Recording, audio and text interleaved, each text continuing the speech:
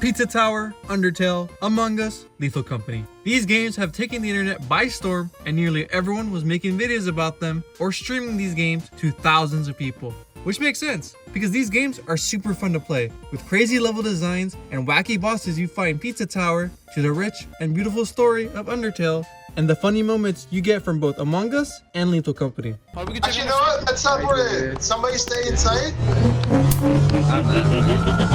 Bye-bye.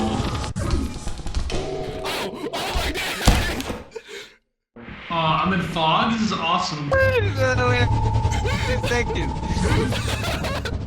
Eventually, these indie games reach a status that most AAA games wish they had a fraction of. Wait a minute, why is that even happening? Because if you think about it, shouldn't AAA games be dominating the gaming industry? They have established IPs, bigger budgets, and a whole team working behind these games. But just recently, we saw how Lethal Company was outselling Call of Duty. So why is this happening? Well, I have a few reasons on how indie games are outselling and enjoyed more than a good amount of AAA games.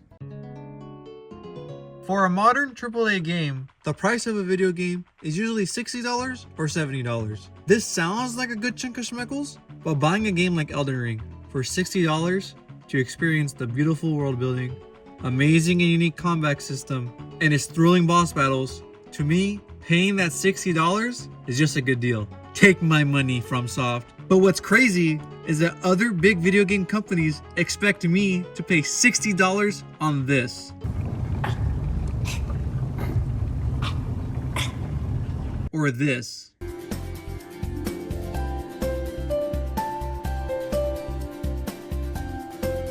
Or even this. Did I just do that? Well, definitely with my assistance. I did not just do that. We did.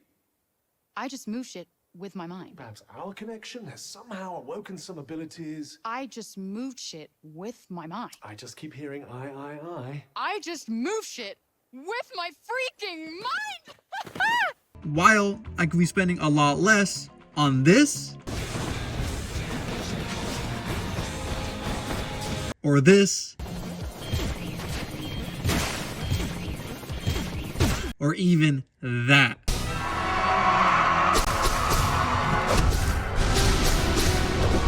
It's so sad to see big video game companies like Pokemon release its newest installment in such poor conditions. Meanwhile, you have a game like Reaver, where it's a fast-paced shooter with crazy movement, secret areas, unique enemies, and fun bosses to fight.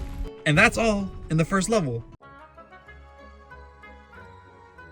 Most indie games aren't creating video games for the money, but they want to create a fun and unique game that everyone can enjoy. Look, for instance, Crab Champions, a game that was solely based on the crab raid meme. This game is a fast-paced shooter with roguelike elements, where you travel across exotic islands, collecting unique items to help you complete your run against the hordes of enemies. And you can tell that the creator put love and passion into this game. Not only this, the creator will also make updates based on the community feedback in order to create the best possible game. Now, let's compare this to Super Smash Bros. Ultimate. First things first, I'm not gonna say that this game wasn't made with passion and love. In this game, you can tell the team behind this franchise poured their heart and souls into creating one of the best platformer fighting games that everyone can enjoy. The idea of having Nintendo characters and eventually other IPs fighting with each other while having their own unique moveset is $1 million idea.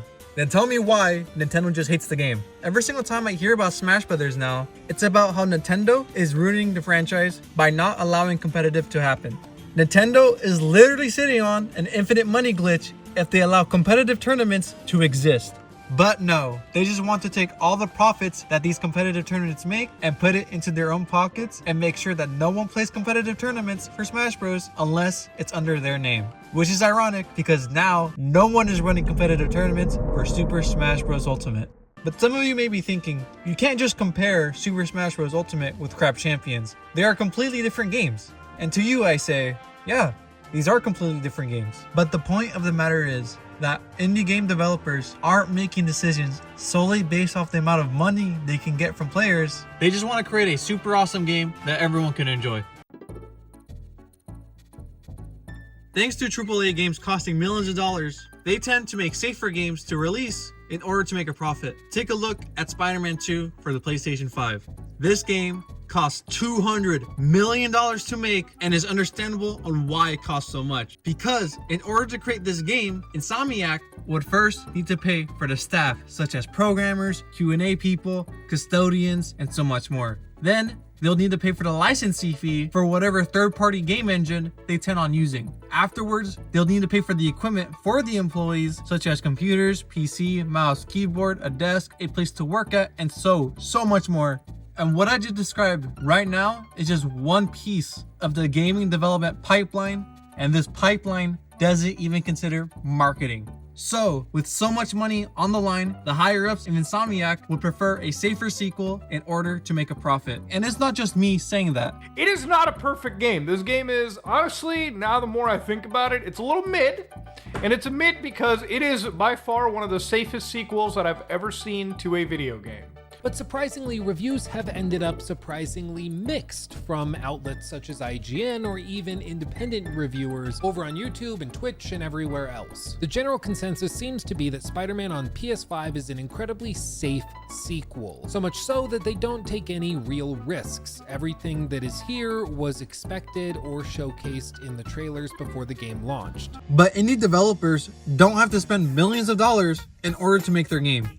Because of that, they can get creative with their game and take risks that other big gaming companies won't. An example of this comes from the game Deltarune. But before we even talk about Deltarune, we need to talk about Toby Fox's other creation, Undertale. Undertale only cost $50,000 to make. And yeah, that sounds like a lot, but for a AAA game, that is just a drop in the bucket of their budget. However, because of the tight budget Toby Fox had, he needed to think outside the box in order for his game to stand out. We can obviously see that Undertale takes inspiration from games like Earthbound, but the main difference between these games is that Toby Fox added the ability to spare your enemies. This simple option will change how you experience the game, because now you can have different types of routes that the player can go on. You can have the pacifist run, the genocide run, or the neutral run. The concept of every decision you make on either killing a random enemy or sparing that random enemy can and will change the outcome of the story in a certain way. Thanks to this idea, Undertale was able to reinvent the RPG genre through its clever premise, amazing gameplay, and beautiful storytelling.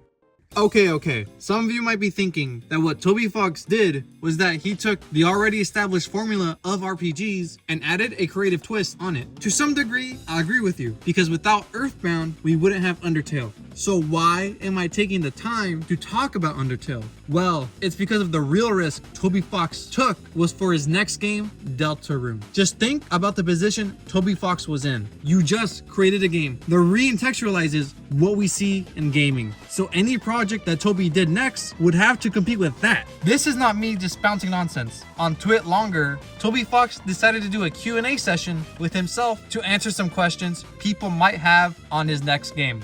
And on one of his posts, he states, "By the way, I was really worried at first about making this. The expectations from my next work will be really high. So high that I knew that no matter what I did, I feel like people would be underwhelmed. If you played Undertale, I don't think I can make anything that makes you feel that way again. However, it's possible I can make something else."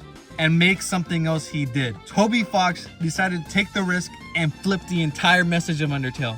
If we take a quick look at Deltarune, you might think that's just a sequel to Undertale. But once you start playing it, you quickly realize this is a completely different game. You can quickly tell that the tone of this game is the opposite of what Undertale did. The sense of choice that Undertale was known for is completely gone. No matter what you do in game, your choice doesn't matter. And for Toby Fox to go into this direction, it was a massive risk to go on because the story that many fans fell in love with was getting ripped apart in this new game. But thanks to this risky storytelling Toby Fox did, he was able to make Deltarune become another masterpiece of a video game. Because it wasn't constrained to his past work. You add this with improved gameplay, amazing characters, and beautiful storytelling, Deltarune was able to overcome the shadow of Undertale. So, if indie games give you better products for a cheaper price, the developers care about its communities, and they aren't scared to take a big risk in order to create the next groundbreaking game, then why aren't more indie games taking over the gaming market? Well, it's because they're indie games. They don't have the resources for marketing. Take a look at Among Us. The game came out on June 15th, 2018, and it didn't blow up until 2020. For 2 years, no one knew about Among Us, which is crazy to think about because nowadays, if you talk to any gamer, they probably have played or watched others play Among Us before. For an average indie game, no matter how good the game is, it takes good amount of luck for people to notice it if it doesn't already have a fan base following behind it. This isn't just a problem solely for indie games. Take for instance this channel. I can make the next groundbreaking video, but because of how small my channel is, it can't compete with the juggernauts on YouTube without the YouTube algorithm being on my side. This applies for indie games as well, because if a big creator doesn't play your game, most likely it won't go very far. Still, even with the hurdles indie game developers have to jump over, they are the most passionate people you'll ever meet. So I suggest playing these indie games that I mentioned in this video, or look for other indie games that sounds interesting to you, because who knows, maybe the next generation of gaming has already been released, but is just waiting on the right moment to get into the mainstream audience. Thanks for watching.